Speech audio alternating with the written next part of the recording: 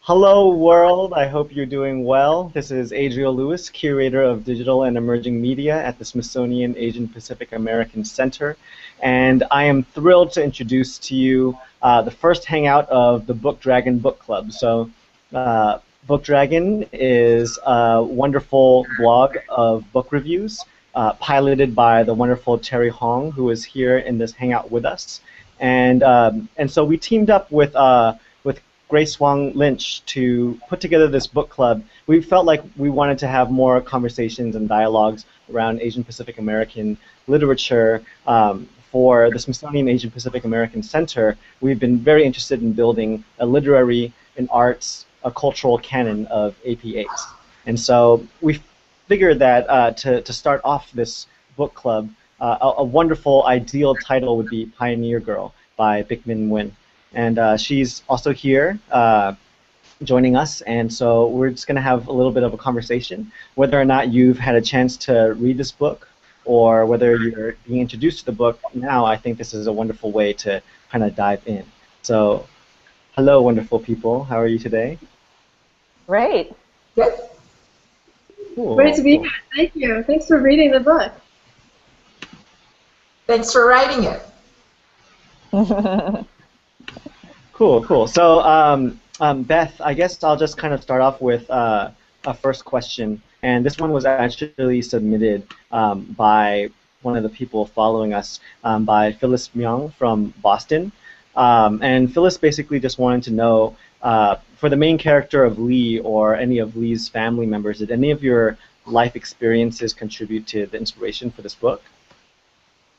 Well, probably the biggest inspiration is the fact that I grew up in the Midwest, in a pretty small town, and so I kind of wanted to get at that feeling of what it's like to grow up Asian American in a small, fairly isolated Midwestern town, and how, you know, growing up like that, you are constantly thinking about identity, and constantly trying to figure out where you fit in and how you fit in, and where you belong.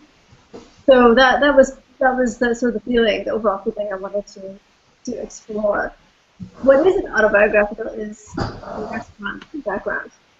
I mean, I love restaurants. I always sort of fantasize about what it'd be like to be in a restaurant family, but that was not my experience growing up. So I kind of made that up and imagined what it would be like to run a restaurant with my family. I thought it would be both fun and really horrible at the same time.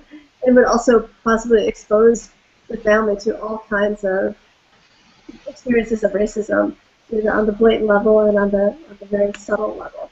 And so giving that background to the protagonist was, you know, partly a measure of giving her a place to experience the divide that sometimes exists between the family and everyone outside the family.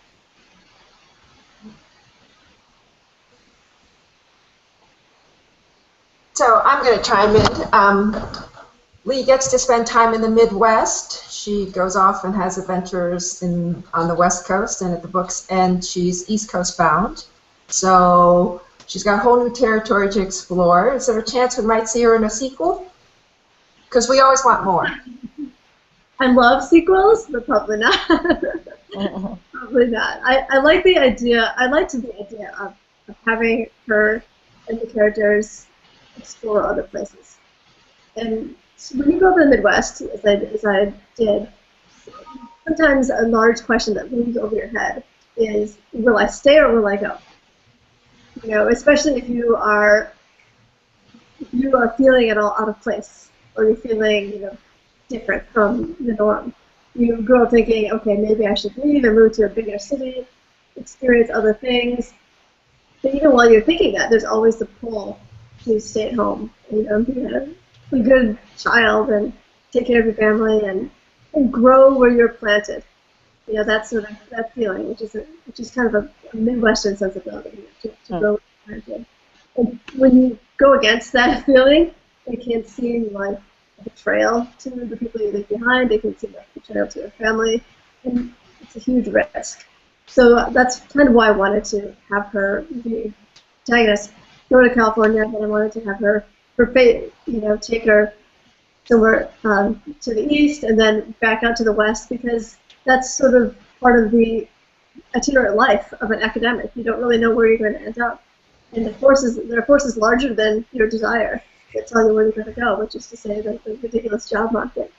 And it's also the experience of pioneers and immigrants, which is you don't necessarily have a say, or as much of a say as you might think in where you're going to end up. And so there are these forces and this tide of circumstance that lands you somewhere that might seem completely random, but ends up being your home.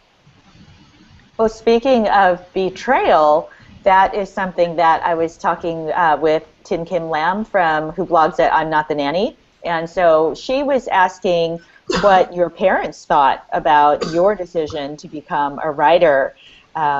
She's also from a Vietnamese American immigrant family, and so I wanted to ask you about that.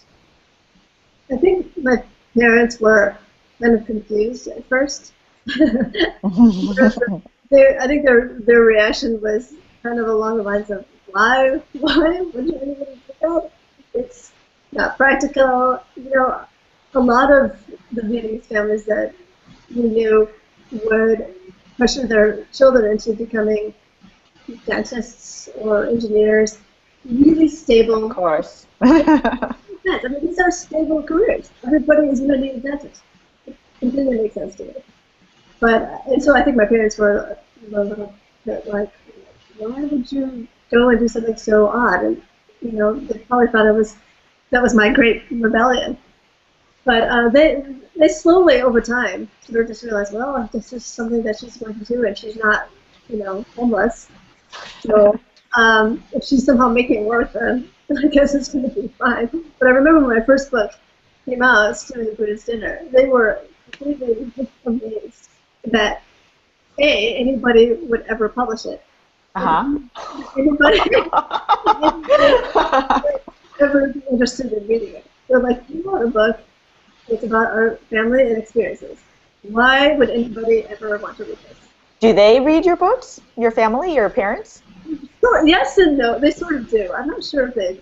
I mean, they physically they own the copies. Basically, I'm not sure they really read my work, and that's okay. We have a lot of interesting conversations about how I grew up and how my family came to the United States and all that stuff. I think that happened as a result of my writing all these books, but it wasn't something that I realized was going to happen. It's been a path that I think has been ultimately really good for my relationship with my family, because it's allowed me to be a little bit more open with them about what I'm thinking and what interests me. And so that was a consequence I didn't know was going to happen, but I'm grateful that it did. That's really interesting. Cool. Well, I mean, off of the subject of your family, and obviously in Pioneer Girl, there are so many themes revolving specifically around themes that Asian Pacific American families encounter. Did you find that kind of following that theme of that book has garnered more of an Asian American following, or have you had any kind of audiences coming from unexpected places? I am always unsure about who reads any book and for what reason. And my thinking is that the goal for readers should be to read as diversely as possible. And so, I hope this book, I hope Pioneer Girl, I hope all of my work speaks to Asian American audiences, but also to audiences that are not necessarily Asian American, so that everybody can see a point of view that maybe is theirs and isn't theirs at the same time. And so I think one of my favorite experiences as a reader is reading someone else's experience that has absolutely nothing to do with mine, or so it seems. But then I read it, and I find I have a lot in common, or I feel like I have some kind of kinship with the character. So I grew up reading a lot of British literature. I grew up reading a lot of Dickens and Jane Austen, and I read a lot of Edith Wharton in American literature as well. And those are characters that I have nothing in common with them at all.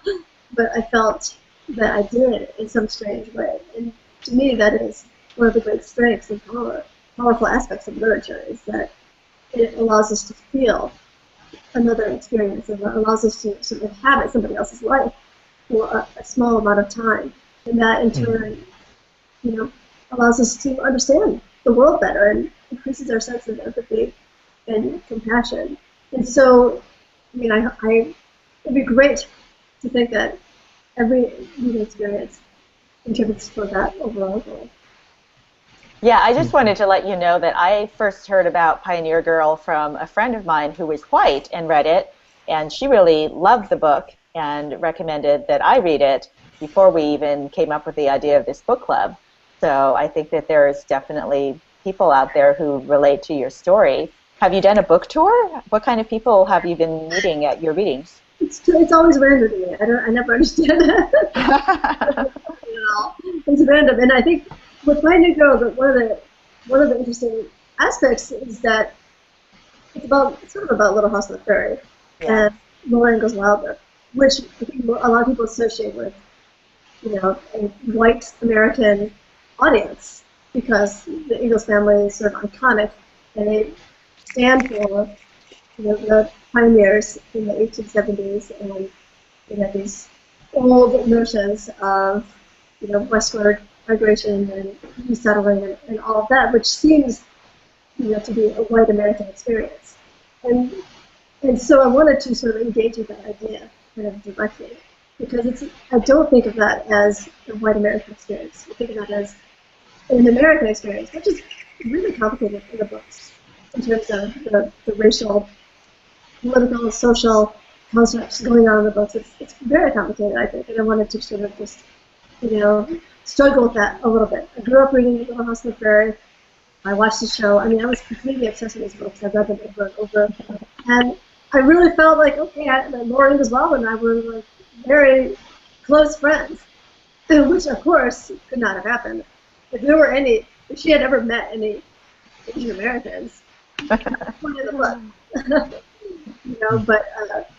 it's interesting to me to think that there are ways to bridge seemingly separate experiences. So the pioneer movement, I don't think you can separate that from thinking about the Asian American railroad workers, for instance. People do separate that all the time, but my hope is that we continue a conversation in which those different aspects of different experiences and those different aspects of the history aren't separate, disparate experiences, but all one and the same. Have any of the Laura Ingalls museums and foundations had you come and talk at their museums? You got any invites from there? No, I haven't done that yet. I hope they don't think that because in the book, and Pioneer Girl, he goes to a couple of those museums and kind of trespasses, steals a couple of things. And that is totally fiction. I don't want anyone to think that I went to the museum and stole anything. We're coming to check your office. Well, actually, off of the references of Little House on the Prairie, I realized that we haven't shown the viewers the title of the book yet, or the cover of the book yet. I see that you have it on your shelf. Can we flash it to the readers real quick? Woohoo! Pioneer Girl. It's funny because I did this is not my title, and I was very resistant to this title. I'm kind of resistant to this title because it is the original title of a memoir that Laura Ingalls Wilder wrote that was never published, but it's actually being published next month, like now, by the South Dakota Historical Society, and it was not edited by her daughter, Rose. And it's very grim. It's a very grim, sort of dark, bleak view of pioneer life, which is a complete contrast to the Little House on the Prairie books. So I had a completely different title for this book. What was it? Rejected by the powers that be. It was Little Gray House in the West. I kind of like that. Yeah. Still prefer, but was not apparently my decision. We have a link on your book club landing page about the annotated new version that comes out next month. Oh, yeah. Of Laura Ingalls Wilder's Pioneer Girl. Manuscript, yeah. That's exciting. So a number of my non-white people of color writer friends have made a number of frustrated comments about book reviewers who get it or don't get it depending on their ethnicity. Have you had experiences with that in response to any of your books? Not just one. I mean, I have, definitely, a lot. And for example, with my second book, Short Girls, that was in one very prominent newspaper reviewed as international fiction. And I'll never forget that because I was like, this is not, there's nothing international, but first of all, I'm American. Second of all, the book takes place entirely in the United States. There's absolutely nothing international about it, except my name.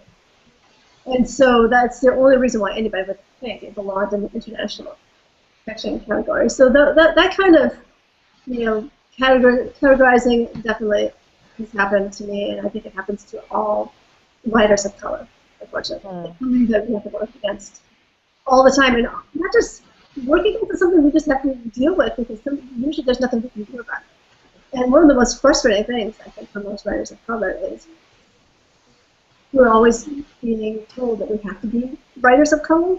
We must write from our experience only. And that's the only time our work matters is when we write from our experience. But at the same time, by writing from our own experience, there's the criticism that, well, we're shutting out the general audience, whatever that is. The default of general audience is white. And so it's a double bind that gets created. You want to write. You need to write from your own ethnic experience, but if you do, you're shutting off certain kinds of readers, perhaps. I think it's unfortunate that binary exists, and I don't think that it should. The solution is for people to broaden their horizons, and whether in the bookstore, in the library, and for teachers and professors to broaden students' horizons in the classroom. Right. I mean, I feel like as Asian Americans, I grew up like you did, reading mostly books about white children and white people, and didn't even occur to me, that there was any other option when I was growing up. And then I think there's also the topic of, a lot of discussion recently about writing programs and MFA programs and just the lack of diversity within it. And I'm wondering what kind of advice you have, perhaps as a writing instructor, for aspiring writers who are Asian American, and how do you navigate those waters? It's not easy, and Joe Diaz's MFA versus POC article resonated with me. His experience sounds like it was a lot more difficult than mine was in my MFA program, but it's definitely an issue that comes up all the time. And I remember when I got my MFA, I had that experience of people saying, well, you need to write, about the Vietnamese experience. But then when I did, people would say, well, I guess you only write about the Vietnamese experience. So it was like, oh, okay, I'm not sure what to do here. And then and then it kind of clouds, in a way, your own sense as a writer, like, what do I really want to write about? And what am I supposed to write about? It can get a little confusing that way. And I think for writers who are starting out and going to programs, that experience can be very depressing when you are being workshopped over and over by classmates who don't understand a diverse experience. It's really tough. And I think this happens it can happen in any MFA program, whether it's in a city or in a small town. So it's one of those things where you kind of have to go in knowing yourself better. Right. And sometimes, unfortunately, people of color are in the position of having to educate their peers more than, have the burden of educating their peers more than would seem necessary. But, I teach an MFA program right now. I teach at the University of San Francisco. And obviously San Francisco is an extremely diverse city, but our program is not diverse. And I want to make it more diverse. I am the only faculty member of color. And I would love for it to be much more diverse in every way. And it's a goal of mine, and I want it to be more welcoming. And I've tried to pay very close attention to that and how to make that happen, because I think it's important for students to feel comfortable and that they have a space where they can write what they want to write and also take the risks necessary to make good writing happen. Because if you don't take a risk, you're never going to get to the place where you write something that you feel good about, or that it's going to break through and get you to another level. Mm-hmm, mm-hmm. I mean, speaking of kind of breaking through to the next level, I mean, your book has given you a certain amount of exposure. I think is kind of rare among Vietnamese American writers and among Southeast Asian American writers. And so, do you feel any pressure to be a role model for other writers or for readers or for your own community at any micro or macro level? I do feel a little bit of pressure to be a role model, but I don't mind that. I think that comes with the territory, and I'm happy to be a role model. This is what I do every day, as a teacher, as a professor. I think a lot of it is mentoring students and getting emails from high school students and other readers and talking to them. I want people to know that they've been heard.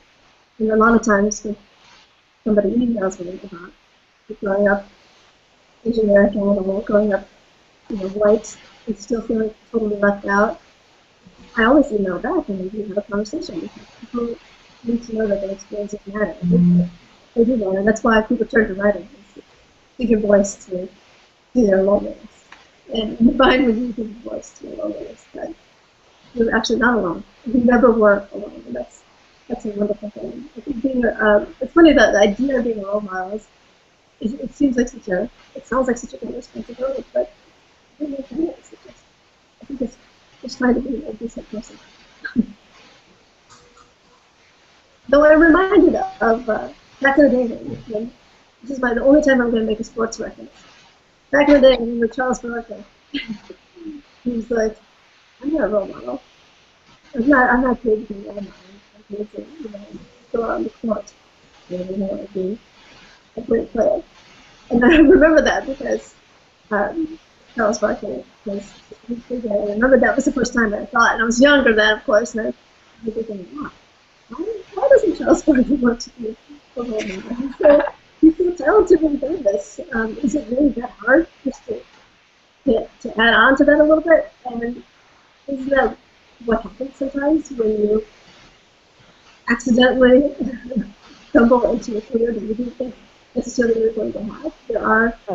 There are consequences. And I think one of them is to try to be a good person, for the future writers and the future basketball players and the future, people who are going to be coming up.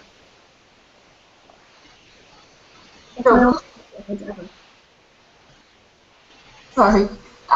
So taking it to a personal level, instead of your audience moving into your house, so your hubby is also a novelist. And what are some of the pluses of living with another writer, and are there any negatives? The best thing about living with another writer is you have a built-in editor at all times. That is the greatest thing ever. And we edit each other's work all the time, and I mean, sometimes we edit each other's emails. Sometimes you have to send a sensitive email, and you need somebody else to look it over and say, did I word this correctly? And it's fantastic. Having a built-in editor who understands the whole process it's priceless, because you don't have to explain. You have to explain what you're doing, why you're doing it, and why it matters. The other person completely gets it, and you get what the other person is doing, and so there's a great mutual respect.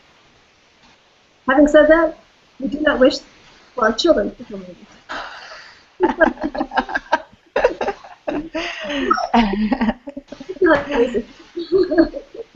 Maybe we can be dentists. Someone has to take care of you when you're old, right? Can I ask what you're working on right now? Do you have another novel in the works? I'm actually working on nonfiction. It is sort of kind of a sequel to my first book, Stealing Dirty Dinner. It's about the school and college and some of the terrible television shows I watched and some of the bad music I listened to during those times. What do you like better? Do you like working in fiction or nonfiction? Excuse me? What do you like better? Do you prefer working in fiction or memoir? Oh, I prefer whichever I am not working in at the moment. You know, like when I'm writing nonfiction, I think fiction is so much easier. I don't know how to write that. And then when I'm writing fiction, I think, man, it's so much easier just to tell the truth and not have to make stuff up. So, And do you feel any pressure to stick to one genre, or is it, is it fluid to go back and forth and have one book be fiction and the next one be nonfiction? it sort of worked out. It's kind of been working that way. I think it's just sort of, after I wrote Pioneer Girl, I wanted to just try something else. And so my mind was just turning to the essay form. It was turning to thinking about, high school and that age, the last age before the internet, and, what that experience was like. Can't wait to read it. Yeah. Well, I'm looking. Thanks.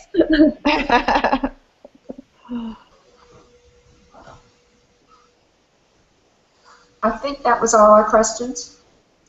I think so. We covered a lot of ground. What? We lost Adriel. Did we? Oh, no. Oh, no. What? Did you lose somebody? Adriel seems to have lost his connection. But thank you for joining us, I guess. Oh, well, thank you for reading my book, and thank you for asking questions, and it's so great to be here. I'm really honored that Pioneer Girl was the first book chosen for the book club. Yeah, as Adriel said, I think it's the perfect first novel. We're breaking new ground, just like the pioneers did, and just like our immigrant community does. So Adriel's back. Yay! Hopefully you can edit this part out. That's the thing. I think all immigrants are pioneers in their own way. Absolutely. Totally. And some of us need to be a little more pioneering because we're still not, because we end up on the international sections of book shows and public places. Yeah, so more, thinking more like homesteaders. Just grab a piece and just say, right. And stake our ground and say we're here. And have been here for hundreds. Oh, there he is. You're back. Adriel? We're all looking at you. We're all looking at you. Oh, he disappeared again. I see him. Maybe his computer isn't working. Oh well. He'll have to figure out how to do all the editing. Okay. Okay. I think that's been a good conversation, so we'll just call it quits right now. Call it a morning. Thank you again, Beth and Terry and Adriel. Thank you so much, Beth. Thank you. Thank you all. And we'll keep you posted, literally. Oh, good. Good. Bye. Bye. Bye.